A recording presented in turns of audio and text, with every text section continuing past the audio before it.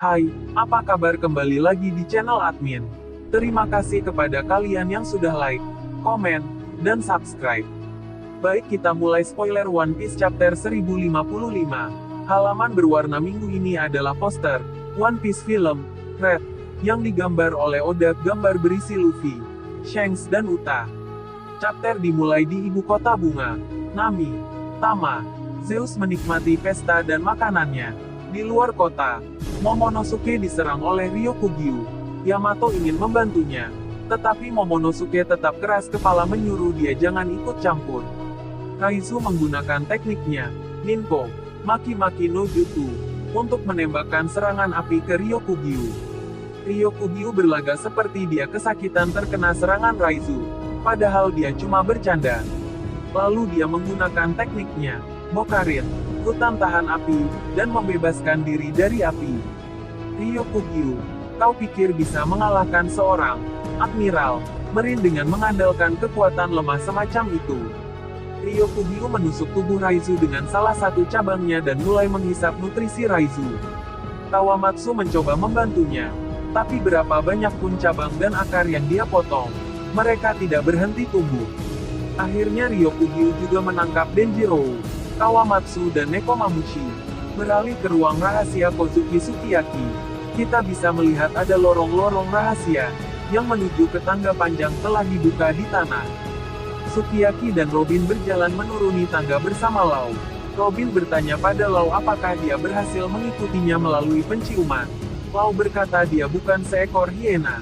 Lau tidak melihat Robin bersama para nakama-nya di pesta, jadi dia mencarinya. Sukiyaki berkata dia tidak pernah memberitahu Kaido dan Orochi tentang lorong ini. Tapi karena salah satu anggota penting dari bajak laut Beast Lake adalah seorang Shujin, itu tidak butuh waktu lama bagi mereka untuk menemukan Poneglyph. Robin bertanya kenapa seorang Shujin bisa menemukannya. Sukiyaki memberitahunya bahwa lebih baik mereka melihat sendiri. Sukiyaki mulai menceritakan cerita Wano Kuni. Tapi Robin memotong pembicaraannya saat dia melihat cahaya berasal dari lubang di lorong tersebut. Robin menanyakan apa itu. Sukiyaki memberitahunya bahwa dia bisa pergi melihatnya, karena ada semacam kaca yang menghalangi air karena mereka sekarang ada di kedalaman bawah laut. Robin merangkak melewati lubang itu. Lau berteleportasi dengannya.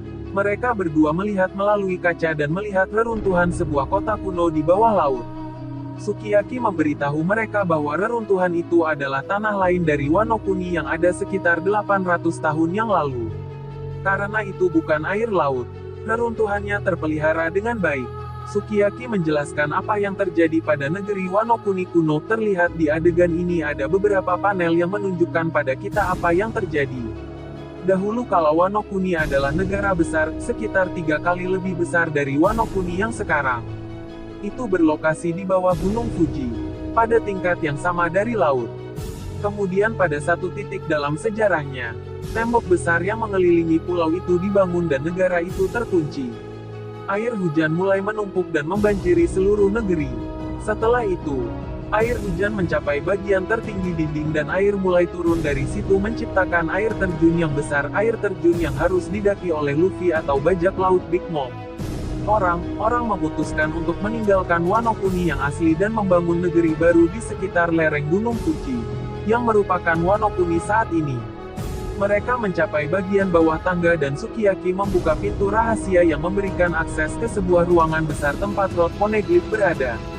Robin mengatakan bahwa jika mereka dapat menemukan satu lagi, mereka akan dapat melakukan perjalanan ke Laugh-Tale. Sukiyaki mengatakan bahwa ruangan ini berada di dataran tinggi di dalam gua di kaki Gunung Fuji. Dan jauh di bawah adalah senjata kuno Pluton. Namun Sukiyaki belum pernah melihat senjata itu. Jadi dia tidak bisa menunjukkan pada Robin dan Lau di mana senjata itu berada.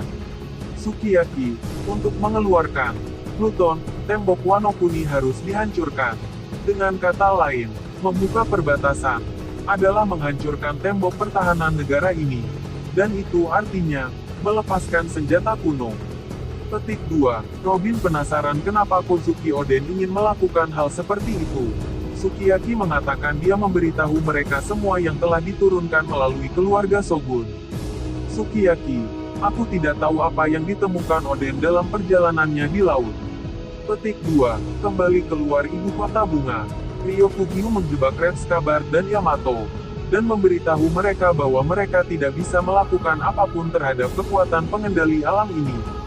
Ryokugyu mengatakan bahwa jika Kaido terus berada di negara ini, dia tidak akan datang.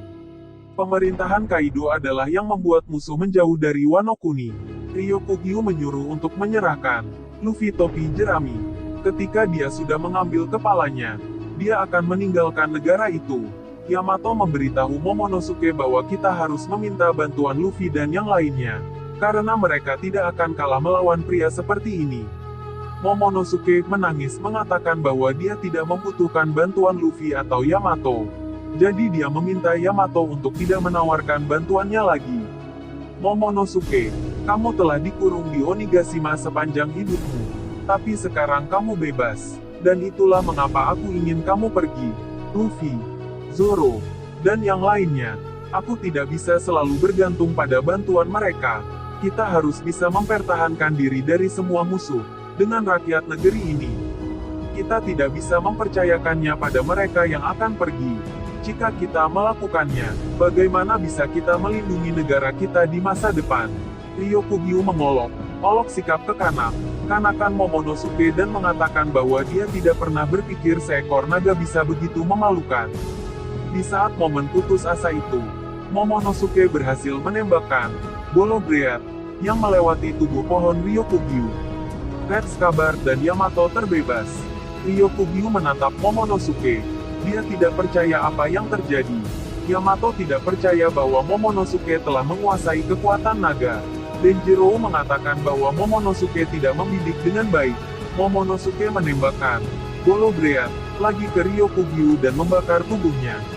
Namun, tanaman kecil tumbuh di belakang tubuh Ryokugyu yang terbakar dan Ryokugyu bangkit lagi. Ryokugyu berubah lagi untuk melanjutkan pertempuran.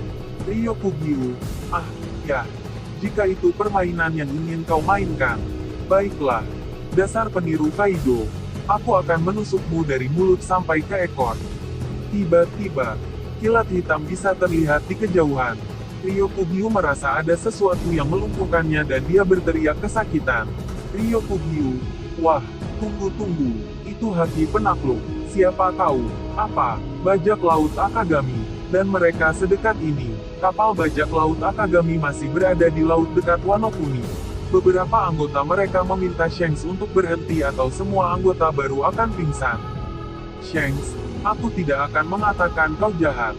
Tapi seorang Marine menargetkan daun baru, yang baru saja mengubah sejarah bajak laut. Aku rasa itu sangat pengecut.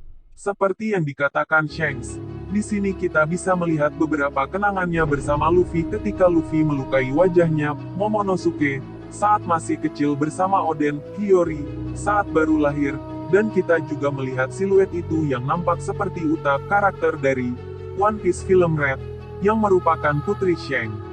Kemudian kita melihat panel Shanks dari dekat. Dia sangat marah. Shanks, apakah kau begitu takut dengan era baru yang akan datang? Petik 2. Ryokugyu kembali ke bentuk normalnya dan mengatakan dia tidak berniat melawan Shanks dan krunya. Setidaknya tidak sekarang. Dia akhirnya memutuskan untuk pergi. Yamato merayakannya dengan Momonosuke dan Red Scabbard. Momonosuke menangis dengan gembira. Di ibu kota bunga kita melihat Brook, Usopp, Chopper dan Franky masih berpesta dengan Hiyori dan Toppo. Di luar kota, kita melihat Luffy sedang duduk di tanah bersama Zoro, Sanji dan Jinbe. Luffy, dia sudah pergi. Si Shishi. Petik 2. Sanji, sepertinya mereka tidak membutuhkan bantuan kita. Zoro, Momo, lumayan juga. Jinbe, tapi haki itu sangat hebat. Luffy, Ilya benar. Apa itu? Di akhir chapter, Luffy tersenyum. Dan kita bisa melihat kapal bajak laut Akagami bergerak menjauh dari laut Wano Kuni. Luffy, entah kenapa, aku jadi teringat seseorang. Chapter selesai.